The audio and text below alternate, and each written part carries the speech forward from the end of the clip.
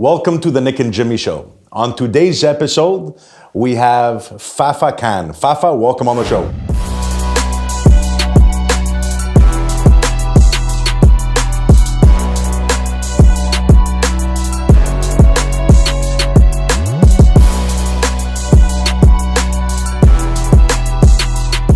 Thank you for having me. Thank you for being here. We appreciate your time. So talk to us.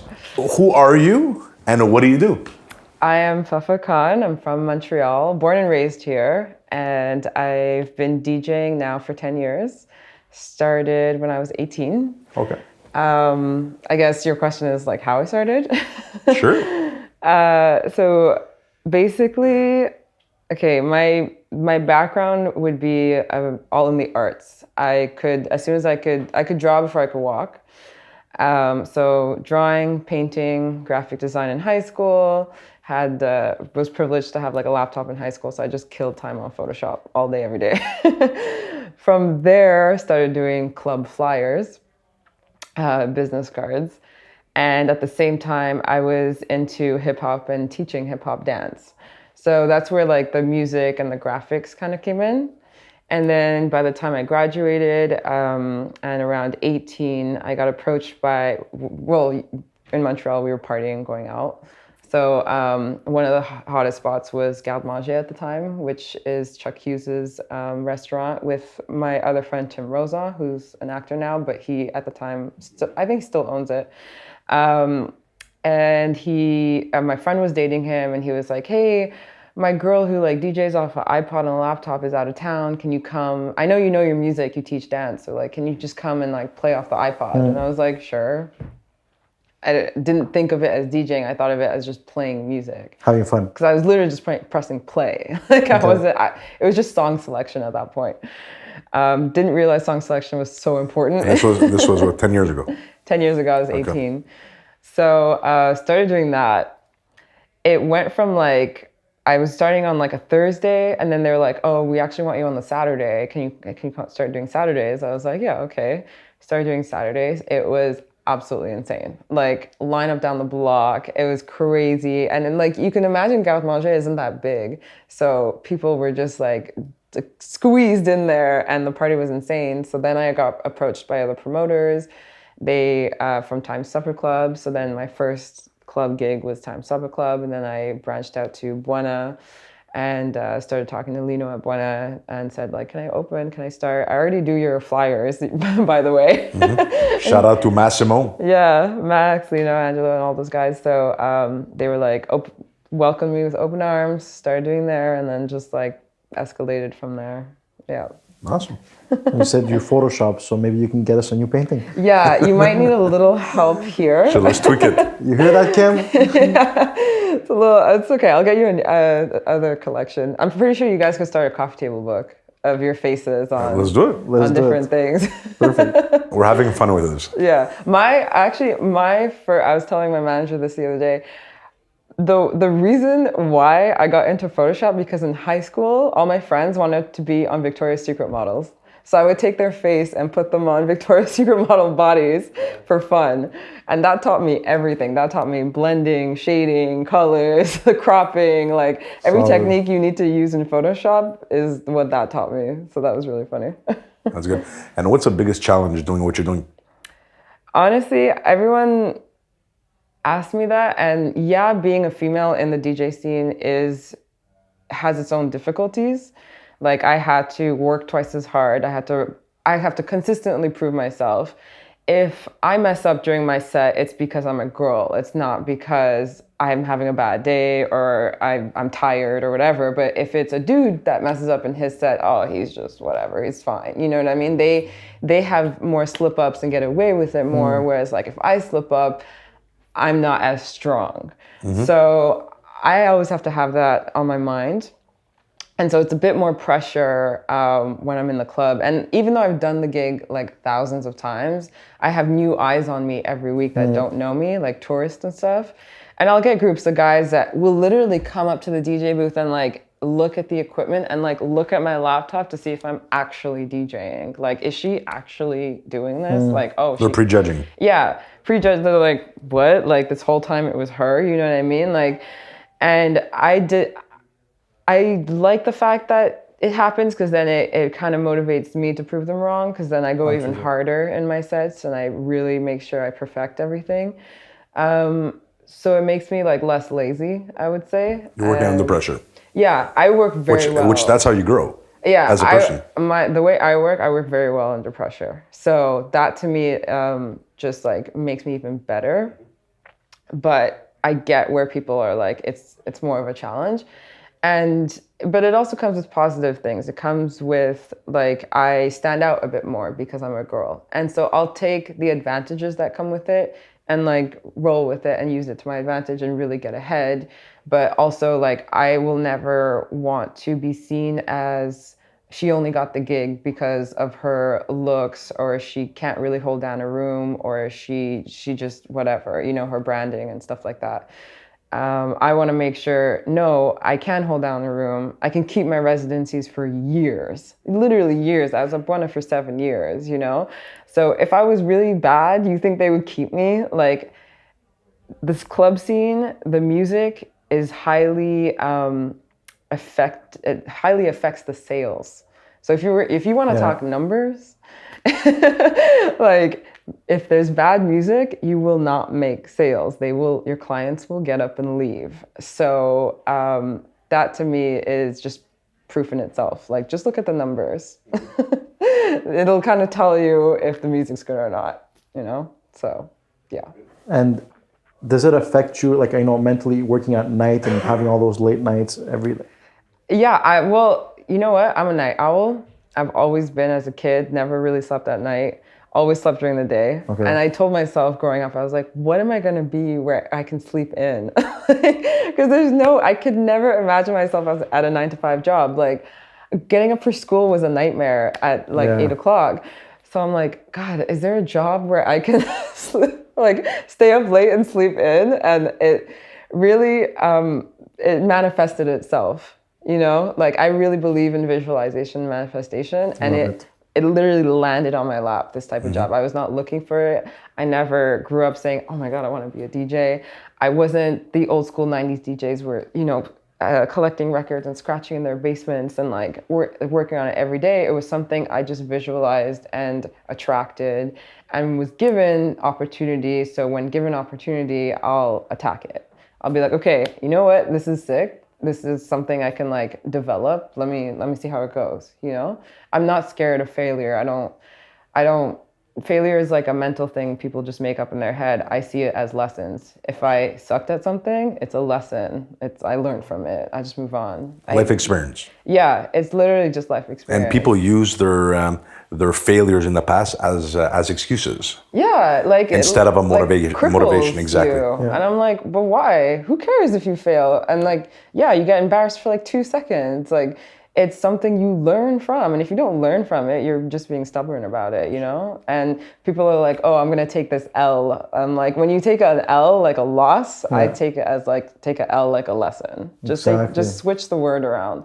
So you have to rewire your brain to be on the more positive side than the negative side. And too many people focus on the negative side of just their mentality and where they are, and that's when they plateau and just stick to their basic routine, what they're comfortable with. That's the thing about Montreal. It's a very comfortable city. You can live very comfortably. Everything's very affordable. Medical stuff is affordable. You know what I mean? Like, it's easy to be stuck in a routine, whereas like cities like New York have more of like a hustle mentality. Of course. Everyone's coming after fast-paced. Or you have a studio that's like $3,000 a month. So and you have no choice to hustle. You literally have to you have to put food on the table. You have to pay rent. You know, whereas here it's very comfortable. So people, and which is fine. Like, if you want your life to be like that, you should. I will never judge people who want to have like a simple life and a family, and like, that's amazing. You know, that's an accomplishment on its own. And there's certain cities that like provide very comfortably those things. Whereas like, I feel like I've hit a certain plateau in Montreal. So now I've done everything in my possible power I can do in Montreal. So now I'm just expanding. Where? I'm just traveling a lot more. It's a lot more travel. We were just in LA for Complex Con, and I'm going to Toronto. Were you DJing in LA? No. No, I wasn't DJing. I was Okay. meeting a lot of people, but I'll probably be DJing. Oh yeah, actually I was DJing there. Sorry, I did a club. I wasn't DJing at the Complex Con conference. I was DJing at one of the clubs on the Friday, which was Cool. crazy, super fun. First time DJing in LA. And then came back. I do New York, Miami. I did Miami recently. Sorry, my schedule is like insane. So I have to actually go through and like remember where I've been. It's a good problem. It's a good problem, yeah. But I just like, I'm at a point where like I could just, chill in Montreal and plateau and just do my thing, do my residencies, go home, like everything's paid for, But you don't want to be comfortable.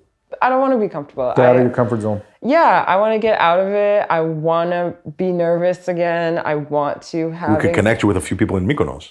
Exactly. See, that's We're great. Greeks. Like, Come let me on. know. And they party nonstop. Like, they don't, and no matter what age, by the way, they don't retire from partying. They just keep going. So yeah, that's definitely up there on the list of things. Let's talk about passion. Do you think it's important for somebody to have passion in what they do? 100%. And if the thing is like people can think that, okay, I'm going to do something I'm passionate about, but it's really hard to make money off of it. And I get that. But there's a lot of people, a lot of my friends that I met that were, I'm going to give you real examples, that were in like the banking system. And one of my friends was in the banking system for like 4 years. And she was so creative, and she was also helping me with like ideas and stuff. I was like, Evelyn, like you need to like do something else. Like, why are you wasting all your good ideas? Like I'm stealing them for like my stuff. Can you start your own thing? Like, can you start like doing stuff, advertising, something? She's like, yeah, but I don't know Photoshop. I don't know anything. And I was like, just I will teach you whatever you need. Just get out of the bank. I'm like, you're really good at sales. You don't actually have to learn Photoshop. If you can deal with clients and sales, you can get someone else to do the work for you. Like, don't ever think that your passion has to be done alone. You can build a team. Absolutely. And you reach out to other people that have other skills than you. You do not need to be good at everything, and you're not supposed to be good at everything. Team. It's all about the team. You absolutely Without these need- guys, there's no Nick and Jimmy show. There's nothing. So that's what people put so much pressure on themselves. Like, no, I need to be good at these 10 things to accomplish it. I'm like, why? Exactly. Get 10 people to do those other things for you. You hear that, Wisam? And perfect the one thing you're good at, So that's the thing about passion. It's not done alone. Just find people. And so I told her, and she started looking for jobs, and then she found there was a lot of demand in Dubai. She just picked up, left to Dubai, now doing like hundreds of clients in Dubai. Good for her. So you know what I mean? Like, it's like, you just have to change one thing about your routine. And like, and I get the fear, and I get the like, I might fail at my passion, and it's unrealistic, and the money might not be there right away. A lot of people, so I believe in visualization and manifestation, and they're like, oh, well, how did you manifest money? And I go, you're not supposed to visualize stacks of money. You're supposed to visualize your goal that makes you money. That's where your blessings come in after. You're not supposed to, visualizing stacks of money doesn't tell the universe like, okay, What are you going to do with that? Is it doesn't fall from the sky. If you visualize your goal that makes you money, okay, that's when it'll come in, So that's what people need to focus on. Can you give us an example of something that you visualized and that you attracted into your life today? very good question. This past year, was it 2018? So in 2017, I've been going to Oshiaga and Ilsanik with my manager for about like 2 years now. And the second year in, I was joking. I was like, oh yeah, I just went to see all the shows, all the DJs, all the performances, amazing. And then I was just like, haha, I'm gonna be on a stage next year. I was at Ilsanik this year. And that to me told me, I was like, just for me to say it and project it, I then attracted it. And that was like a huge accomplishment for me, because I've always been a club DJ. I've done a few small stages here and there, opening for artists and just like different venues and stuff like that, but never like festival stage. And I always I'm slowly going into the festival scene. How many people? In front of how many people? In Oshiaga. Oshiaga? Oh, I wasn't. 20,000? Per day is like When you 20,000 people. When you DJ'd. When I DJ'd, there's just a couple hundred people because I was like one of the first on that day. But in Ilsa, Nick, and Oshiaga pull in like about 20,000 people a day, and they're renovating, so they switched locations. So now they're going back to the original location, which is going to even increase more the amount. So it's the biggest festival, North American festivals in like the world at that point. So. I was just it was crazy to me that I jokingly said, I'm going to be on a stage next year. And I ended up on a stage next year. So it's very real to me when I say like, project things, like you can make things happen for you if you really visualize them and stay on the positive side. If you visualize them and stay on the negative side, they will never happen. So that's like my religion. Did you read any type of books on law of attraction? No, I've always been this way. Really? I'm like I consider myself a little psychic. So how about the movie Secret? Secret?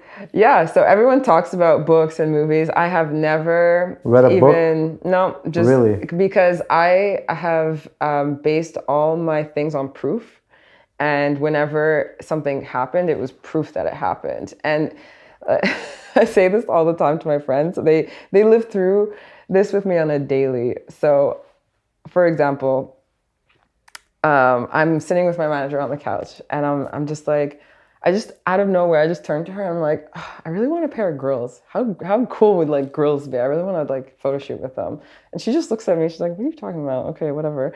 Next day, she gets an email saying, hey, we want to sponsor Fafa and make her a pair of grills. Oh my God. Word for word. Okay. So if you spend a day with me, weird thing happens on a daily, and she will tell you that. Like, instantly. But I have been practicing this method for years because since I was little, it's been happening. And the year before I was a DJ, I jokingly said to my friend in the club, if I had an alter ego, I would be a DJ. And then the opportunity came up to start playing music off iPod. So I didn't have to read a book. It just happened, and it was like living proof. So I was like, let me see what else I could do.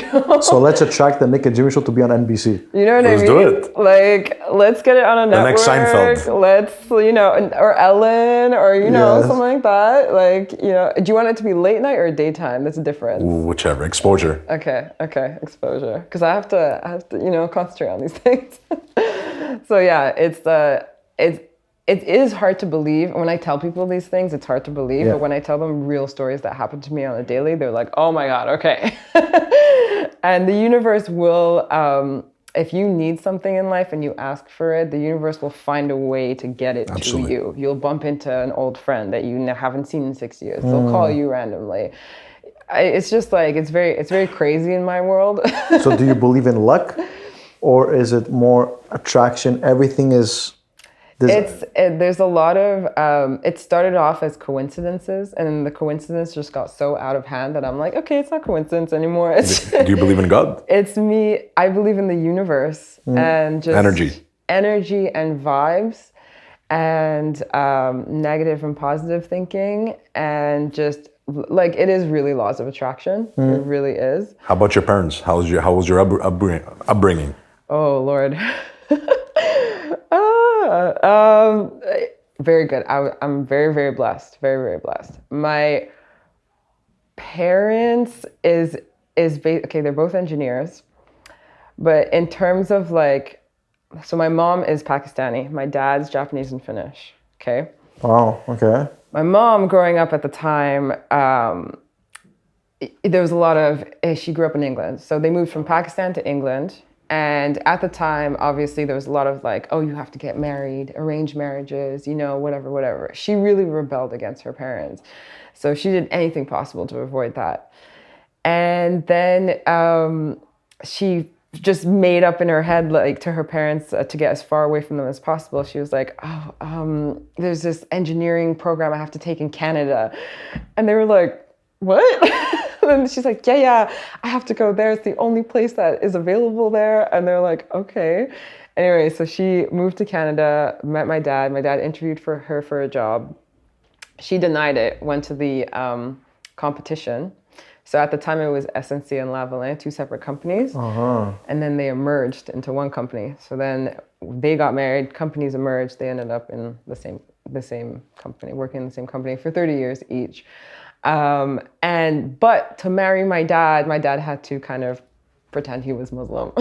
So yeah, there's a lot of, but you guys understand back in the day, you know, grandparents just, of course, there's nothing you can do about it. But when you fall in love with someone, you believe in it, you want it to make it work, you'll do anything. So they did anything, and they. The rest is history. Yeah, it's done. It's me, basically. So you're a lonely child, or you have other? I'm an only child. Okay. I have two half sisters, but they're much older. So it was just me and my parents, and we didn't really there was no like religion in the house. Like we have friends that celebrate Christmas. We'll go crash their party. We, we go see my grandparents during Ramadan and like then come back. And it's very open-minded. So I didn't grow up with anything very like strict. So I have my own set of beliefs. Thoughts, exactly. I'm very into astrology. I'm very into people's sign and character traits, vibes, energies. So I just really base it off of like real life things I can grasp.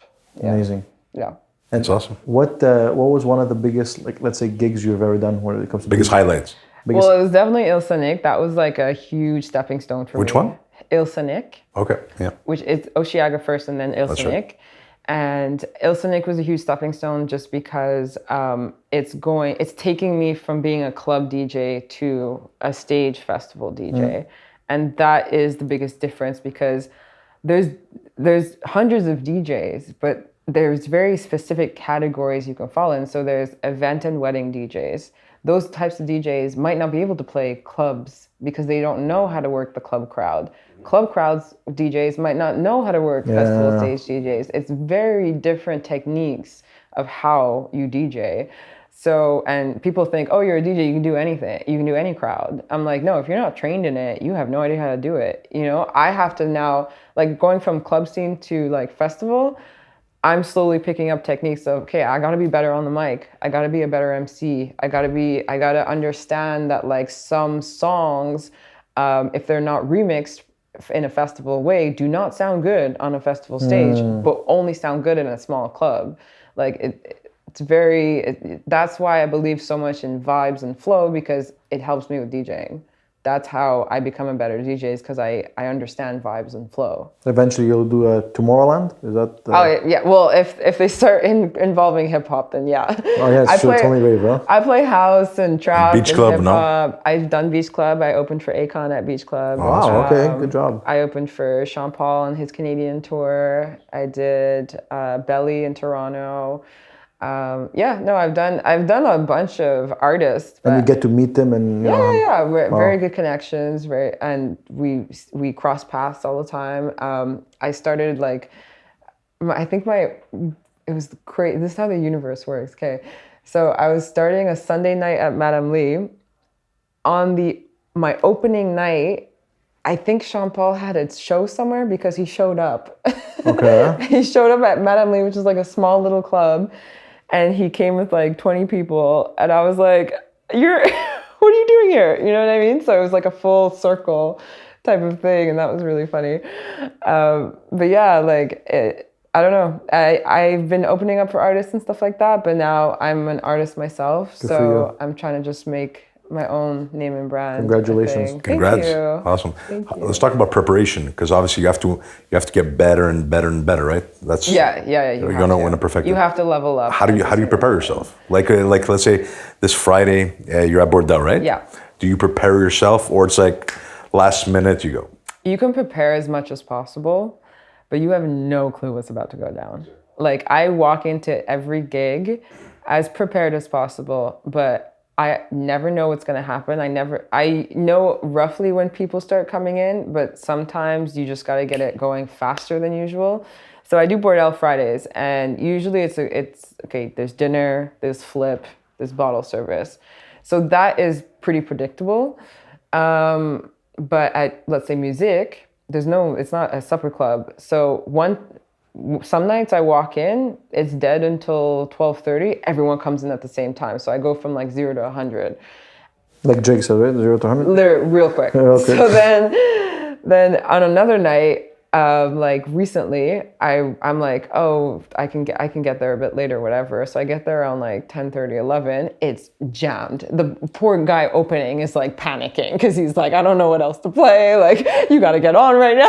And I was like, okay. And like 10:30, I'm playing bangers at 11. I'm almost gonna run out of music by 12. Like, You know what I mean? Like, you get thrown into situations where you just have to be as prepared as possible, but you have no idea what's about to go down. And they'll just be club stuff. You know what happens. The craziest stuff happens in the club, and then there'll be people coming at me like, it's someone's birthday, shout them out. Bottles are coming, play the anthem, like do that. Like, you just get hit and bombarded with like a million things that you have to be good under pressure. Fortunately, I'm only good under pressure. Otherwise, I'm chilling. I'm sleeping at home. I'm like doing as bare minimum as possible, and then as soon as I have like a deadline or like things like under pressure type things, then I get like grinding. Can I ask you a question a little off topic? Let's say right now you're single, right? Yes. So let's say the time comes, God willing, Yes. to have kids, right? Okay, yeah. So how is that lifestyle going to change?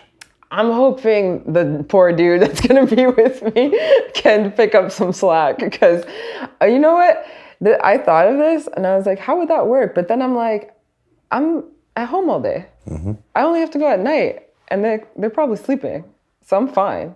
Even the dude can pick up and leave and I'll still be fine. I'm chilling with my kid all day. We're playing. Okay, it's bedtime. Cool. Mom's going to go to work. Like, it works out, Whereas like parents who have like 9 to 5s have more trouble. Yeah. So I'm kind of blessed. Like my schedule is very flexible. My hours are very flexible. So I am actually not worried about that at all. And do you have any specific goals for, let's say, in the next 24 months? God, what do we got on schedule? Okay, so I'll probably be doing Toronto at the end of the month. Definitely getting into the States more. Definitely setting up maybe a mini tour. Getting into the colleges and stuff like that. So that's definitely like goals up there. I've done a bit of Europe and Asia. Definitely want to tap into Tokyo. I'm Japanese, so gotta see my people. You speak the language though? I don't speak the language. My dad never learned. His parents passed away when he was younger, so he never got to learn. But I just have to educate myself. Yeah. And it's never too late. I want to go there. I definitely want to tap into the Asian market for sure. There's going to be a lot, but the US right now, it's not the same American dream as it was back in the day. I think they're going through a lot of changes. And I just wanna spread light and positivity as much as I can there.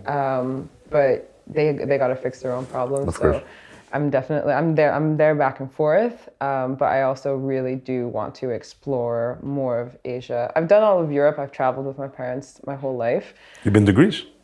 I have been to Greece, yeah. I've been to one of the smaller islands, not more for a wedding, less for like the partying stuff they do. But yeah, it's definitely that part of the world I definitely want to explore a bit more. Europe is very house oriented. I don't know, like there's some parts that are very like hip hop heavy. So you're more hip hop? I'm way more. Or only hip hop? No, I play everything. You want me to play 3 hours a house, I'll play 3 hours a house. Do I love it? Not necessarily. You're passionate about hip hop. Yes, I grew up on hip hop. So, and I love dance hall and reggae and stuff like that. So I'll go to cities that are more oriented towards that. So UK has a big hip hop scene. Paris has somewhat of a hip hop scene. But a lot of other like Spanish countries and Italy and stuff like that, they're a lot more. They don't speak English, so like why would they be that interested in hip hop? So it's harder to kind of get into those scenes. But Asia, apparently there's a huge scene in hip hop, even if they don't know the language. I did Shanghai and Hong Kong. Okay. They had no clue what the words were, but they love the vibe. Sure, they why base not? it on vibe. So at the end of the day, they don't care. Hey, look at the song with what is it? Despacito. No, what? The song Despacito. Nobody knows the words. Everybody's dancing it. Spanish is like taking over right Yeah. now. No one knows anything, but it sounds Despacito. good. The rhythm. Yeah, it's Exactly. rhythm. It sounds good, you know. So that's kind of how they take it in Asia, like the hip hop. They just like the vibe of it, and Exactly. there's a lot of energy in hip hop. So that's what they get off of. So I'm trying to get in there. 10 years ago, at 18 years old, Yeah, did you visualize yourself being where you are today right now? definitely. I definitely did. I always think of like what's the extreme I could be in What is the anything extreme you could be? do. Honestly, I get inspired by DJs like Diplo, the Major Lazer Group. I do get inspired by DJs like, you know, the Calvin Harris and Tiestos and all those guys because they're raking in, you know, millions a year. But I think there's a missing gap of female DJs in that list and females doing hip hop in a festival way. So I definitely want to try and get to that gap and fill that gap and try and like really evolve that area because I think it's missing. Yeah. You look at the top 10 highest paid DJs in the world, they're all men. Wow. So I kind of want to change that up. Like, that Do you think it's gonna happen? Yeah, why not? Good. There's no limit. Why put a limit on anything? Well, we believe in you more than you Thank believe in you. yourself. You should never put You a could do limit on it. anything. You will do it. I will. I mean, It's like, already done. it's like I already put it out there, so I have no choice. That's it. Yeah. No, it's getting there. But it comes with work. And Of course. I always describe life as a video game. There's levels to everything. You cannot go from level 1 to 10. You cannot cheat. You have to pass 2, 3, 4, 5, 6, 7, 8, 9. I like that analogy. So people don't want to. People don't want to pass the 2 to 9. They just want to go Shortcuts. from 1 to 10. And I'm like, you have to pass every level to level up. And that's every level just gets just slightly harder. And that's where you'll grow and develop. But if you skip all those steps, you're going to hit a high and crash completely. That's right. So you have to learn on every single level, and it's literally like a video game. Guys play video games, and repeating the levels hundreds of times till you pass. I really like that analogy. You fail like it. how many times at the first 2, 3, 4 levels? Of course. That's right. Hundreds of times, but you still sit there and keep on going, playing yeah. and keep going, and that's how you got to think of it as. I like it. Totally agree. It's fine if you fail. Just restart. Like, restart. You're fine. It's not the end of the world, right? Like, that's what people learn from are it. so scared of. Yeah, just restart. You'll be fine. But yeah, I'm leveling up every single time. So that's what I try to do. Let's talk about the Me Too movement. Okay. What are your thoughts? I think the whole world is going into a cleanse. This is how I see these types of movements. I think the entertainment industry is one of the heaviest industries in terms of like, it sheds a lot of brightness, but there's a lot of darkness with it, a lot of behind the scenes stuff for years that was going on and that was never addressed. And I think all these things are coming to light. And I think also you can just look at, you know, I don't want to get in, I know nothing about politics. I don't want to get into it, but as bad as Donald Trump is as a president, he is bringing up all the negative things that have been buried for so long and covered for so long and never addressed. So he's bringing up a lot of issues that are there and that, okay, yeah, it's horrible, but all the problems are being brought to the surface. Let's see how to fix them. Let's see who's who, and then we can clean up. So I think the whole world is going into a cleanup where everything's being revealed now. Yeah. And the Me Too movement was one of them because it was such a hidden and dark and kept For many years. for just so many years. And like, yeah, whether it's true or false, at least it's being brought up. And at least all these problems are being brought to the surface so we can fix them. Because if they're just going to be buried and ignored, it gets worse. And the soil is going to be toxic. So That's what I think it is. And I think everyone's coming into a more conscious state. And I think we're all evolving as human beings and how we treat each other. So I think it's all these things, yeah, they're horrible problems, but how else are you gonna solve them? You know, we gotta address them. I totally agree.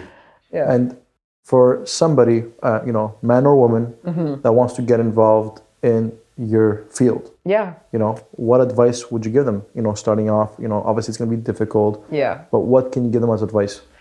Honestly, just work on your craft at home. Whatever you're good at, my manager always tell me, work on your craft before selling your product, right? So it's fine if your first product is like product, you know, 1. It's fine. It's the first version. But the second version should be an improvement, and the third and the fourth. So really work on it at home. As a DJ, I went to go see other DJs, and I would sit there and listen to how they mixed, what songs worked, what songs didn't work, how they mixed. I learned a lot from DJs what not to do, because I saw the crowd, how they reacted. I saw how the DJs were DJing, and I was like, I'm not doing that. You know what I mean? I heard people's complaints, heard people's compliments. So I would really analyze people's sets, and then I would take all the like inspirations and good ideas and make it my own. And that's how I made my own version of everything.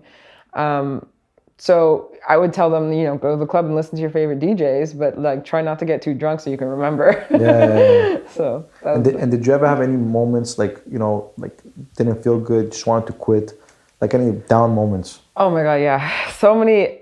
So people have a hard time taking real criticism, and that'll bring you down if you can't handle it. I take criticism every day from my managers saying like, I'll do a mix, I'll do like a set, and they'll be like, yo, you sucked. You got to fix this, this, and this. They're only doing it to make me better. They're not doing it to bring me down. But if I let it bring me down, yeah, I've cried for hours about it. And I've been like, I suck. I can't believe it. I can't believe I messed up. I did this, I did that. And if I just sit in that puddle of negativity and not be like, you know what, I'm gonna fix it next time. I'm gonna prove to them that I can kill it. And next time I did, and they came up to me and said, you killed it. You ripped it. Like everyone was saying like the craziest stuff about you. So that like, it's how you go about it. And people need to take criticism. I'm sorry, but Absolutely. like stop being so goddamn Dramatic. sensitive. But that's one of the reasons why people fail, because they care too much about what other people think about them. Very true, yeah. If you're asking for help and the person said, like, if I say, hey, do you like this cup? And you're gonna lie and be like, yeah, it's great, but secretly you don't like it. You could say like, oh, you could improve the color, but you didn't tell me. Like, it's kind of messed up. Like you should be able to say, you know, help your friend out. Be like, no, I think you should change the color. I think it would suit you better. Can you try it? And if they're like, ugh, like don't take it properly, that's another problem. Of course. So people have to communicate more of honesty and like what is best for them, for your friends, if you really want to support them. Be real. Be real. Exactly. And like accept criticism. It's fine if like not everyone's gonna like your work, I get it. But if you're coming to someone for advice and they give you advice and you don't like what they have to say, like you have your own problems to deal with. But what are you trying to say? You don't like the cups? I love the cups actually. No, they're very nice. I mean, my name could be like Hey, eventually. I need my own, but it's okay. Any sponsors? Yeah, so I work with Puma heavily for years. They sponsor me. Awesome. So you wear all Puma? I mean, they send me stuff, so yeah, but I also just collaborate a lot with brands, and a lot of clothing brands, even from Montreal, will send me stuff, and That's nice. I'll support them, and I obviously my team picks and chooses which ones to work with and which ones go with my brand, but yeah, I'm very collaborative with artists and brands and people, so it's always been really fun. Do you think you could be where you are today without the management? Without your team? No, absolutely not. Absolutely not. I know what I'm good at. I know I'm good at art, DJing, and all that stuff. I am only recently starting to get a handle of the accounting and the money side, but at the beginning, I was too young. I am horrible at math, horrible at money, horrible at managing it. Like, was all over the place, have too many ideas, like a hot mess. And they came in and really was like, no, you're really good at this, this, and this. Just focus on that. We'll handle the rest. I do not do negotiations. If you're an artist, get someone to represent you. I cannot go to someone and be like, hire me, I'm the best. That sounds cocky and just like, why? Like, no. If someone else represents you and is like, hire her, she's the best. That sounds much better. It's more professional. You can't sell yourself. Yeah. It's too desperate looking. It's too like, an artist should not be doing that. Real artists will have representation and keep it professional. A lot of people will come at me thinking they'll get a better deal or something. And I'm like, no, you go through management and then you get to me. And you have to keep, if you think of it like a business and you treat it like a business, you will be a business. But if you treat it like I'm just a starving artist, you can come to me and negotiate with me and I'll do you a painting for $200 when it's actually worth $1,000. Like, you're selling yourself short. Exactly. So you have to have representation, 100%. If you're a real artist, if you're just doing it as a hobby on a side thing, that's different fine. story. That's fine. But I treat my job as a business. It's a company. It's either you're interested or committed. It's a company. I treat just it like us, for example, when we reach out to people, we have our producer reaching out. Yes. I like it. You have to keep it professional. Absolutely. So a lot of artists, they don't see themselves as that. They don't see themselves as it's a real job or it's a real thing, or they haven't found the right people to work with, you know? I was on a panel and I said, we're all puzzle pieces. We're all unique puzzle pieces, but we have 2 or 3 people we really connect with. So find find your 3 other puzzle pieces that go with you and work like that. Like that's the best thing I can say. Love it. 2 questions. Do you produce and do you have your own EP? So I do produce. I've been producing beats for a while. Now that I'm entering the festival scene, I definitely want to have my own sound. So I'll be working on that. Yes, I'll be releasing an EP. It's all about timing. People sometimes get too excited about their work and release things too soon when their viewers aren't ready, you know? So I do everything step by step, and we've definitely we have a game plan laid out for that. I want to first really perfect my stage presence, DJing, and stage scene first before I really start releasing like my own personal. So you're building your foundation. Yeah, but I have it. It's in. It's there. It exists. It's all about timing. So for anybody that wants to produce music, what would be the best way for him to get started? Or her, of course. So, okay, the DJing and production side of music, it starts off kind of expensive. And I always tell people, like, if you're really serious about it, do whatever shit jobs you got to do first. Save up, because you have to drop almost everything. 5 to 10K. You know, you're buying a laptop, you're buying equipment, you're buying, if you want to be a DJ, you got to buy CDJs, you got to have equipment at home. If that is not possible, reach out to studios, reach out to friends who have, or whatever, practice alongside them. So that's the first way to go about it, is like, you do have to have a bit of a budget for it. And then you can get very basic programs. You can even if you have like, even if you can't start with a budget, I started with an app on an iPad. I literally had an iPad. I downloaded the DJ app and I was DJing off of that at Garde Manger for a year. Wow. Like for maybe 2 years or something. And it was a free app, you know what I mean? Like, by any means necessary, you know, even if you don't have the budget for it. So I did that for so long until I had the budget, and then invested, and then took it seriously. So you have to start small. And I was even using GarageBand to do remixes on on the laptop I already had. So like, really do your research in the programs and things you can do. There is absolutely no excuse in 2018. Like, everyone has an app for something. Everyone has a YouTube to learn it from. Like, you do not need anyone else. You do not need courses in school. I learned nothing in school. I learned everything outside of school. In the trenches. Yeah, literally. I learned the classes I took in school were fine arts. I learned how to paint and draw, which I already knew how to do. So when I tell you school did nothing for me, it just made like a more knowledge foundation, because I did art history and that stuff. But I learned everything I applied today. Street smart out of school. Did you ever choke while you're on stage? Like the music stopped and everything, and you were panicking? No, I won't choke. The music will stop though. I've had But bottles. you yourself, no? No, it's literally just equipment failure. Just equipment. Your laptop will just shut down. It's how you recover. Every DJ will tell you a story about how just like a few weeks ago, a bottle fell just from the balcony above me, crashed next to me, all over my laptop, all over the equipment, glass everywhere. Oh. My cell phone shattered, and I'm just like, wow, okay. I like didn't even panic at that point because I'm a bit experienced now, but I was like, oh my God. But the music was still playing, no? Miraculously, music is still playing. My laptop is going haywire, okay? So I grab the pile of napkins on the table next to me. They're like, so I just grab it. I'm wiping everything. I'm wiping equipment. I grab the microphone from my bag. I throw it to the light guy. I'm like, plug in right now. He's like trying to plug it in, whatever. So miraculously, the music's still playing, but my laptop's all glitching. It's going nuts. I get on the mic. I was like, yo, this swear word upstairs just dropped a bottle on me. My laptop, I don't know how long my laptop's gonna last, but we're gonna keep the party going until it shuts down. Just so it warns them that like it might shut down. Yeah. Something might happen, so don't blame the DJ. In a case like that, does like the club pay for your equipment if shit like that happens? Or you have insurance?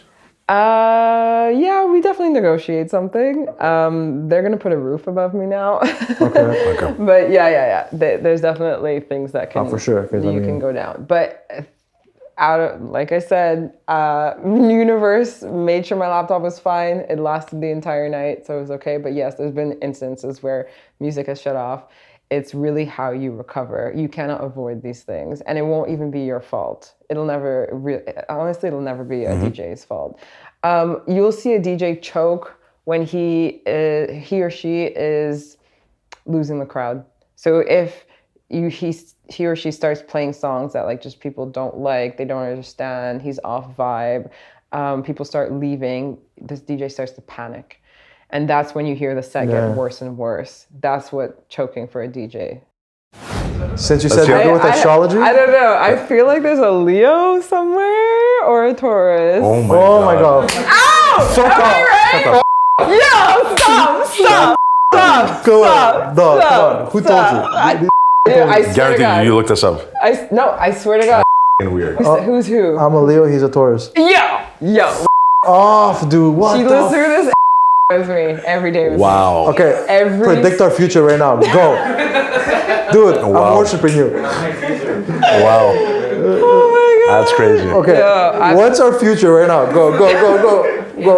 Oh, wow. Yo, I'm telling you guys, I'm very in tune. I'm very in tune. That's creepy. That's amazing, dude. Okay, so what's the future of the Nick and Jimmy show? Go ahead. Yeah, let's talk about the Nick and Jimmy. Do you think we have potential? A lot. Okay, so I'm gonna tell you about your signs first. Okay, so you guys you're compatible. I'm shocked. This happens on a daily with me. You don't understand. How the you couldn't do it. It's 1 out of 12. How many sides are 12? You should go to a casino. I know. Everyone tells me that. Oh my God. So be banned from the casino. She'll be banned. No, okay, so when you research into astrology, each sign has very, very specific personality traits, okay? So I'm a Pisces. Pisces are the most creative out of all the signs. We're also the most empathetic. It's the last sign on the wheel. So they say we can relate to so many people because we've lived through all the other signs. So I can relate to you. I can put myself in your shoes. I understand your problems. We're very sensitive. We're most artistic. Like, talk to any Pisces, they're super artistic in something. Writers, painters, creators, musicians. So like that's that. As for Leo. No, Leo. Oh, Leo. Sorry, Leo. You guys are obviously very passionate, very like, you kind of have like very highs and very lows because if you think of lions, like bipolars. No, those are Geminis. Geminis. But Leo's like, very, very, very passionate, very protective and, almost like territorial, but you have to really think of the lion because lions, they'll hunt, like they'll have lots of energy for like 2-3 hours, hunt, get everything they want. And then like, okay, I'm chilling. You know what I mean? Yeah. Like, I don't need no stress outside. Like, no. You guys are also very, like, you have your set of opinions, but for good reason. Like, you're doing it because you know you're right. You know, you're not trying to do it to prove anyone else like wrong. You just know, I know I'm right. Just trust me. Okay. So for Tauruses, right? Tauruses, I have like some of the I have like 6 or 7 Taurus friends. For some reason, Taurus and Pisces are very compatible in terms of friendships. Like, So where have you been all his life? right now, I'm here. I'm right here. So, you guys, obviously, you guys are stubborn. Obviously, you guys have a lot of walls up, but you guys have the most sensitive and empathetic type of people on the inside. Like, you really get it, but you have a few trust issues with people, so you don't let a lot of people in. I'm a Pisces. You don't let a lot of people penetrate your walls. You know, you got walls, but you're so sensitive on the inside, and you're very strong on the outside. And yeah, you keep your circles small. Both of you keep your circles very small. So yeah, it's just Circle small, but not very big. yes, exactly. You're social. Oh my God, Tauruses are foodies and social and group photos and all that stuff. Like, you're very social butterflies. You get that. Leo's actually not so much. Like, it's more him, I would say. Like, you send him out and then he brings back to you. I'm the gimp. Yeah, exactly. Like, he'll go, get. So, but yeah, like social butterflies, but like very, very guarded, So that's like Cool. Very my interesting. little spiel of the day. So if you look up very specific traits in signs, so Virgos, perfectionists, a lot of like doctors and stuff like that. They're like, on a schedule, on time, OCD. very like anal, but in a good way. Yeah, like good. they're just very like perfectionists. So there's just like Geminis. My other manager's a Gemini. They look at Kanye. Okay, Geminis are known to be like geniuses, but way ahead of their time, so very misunderstood.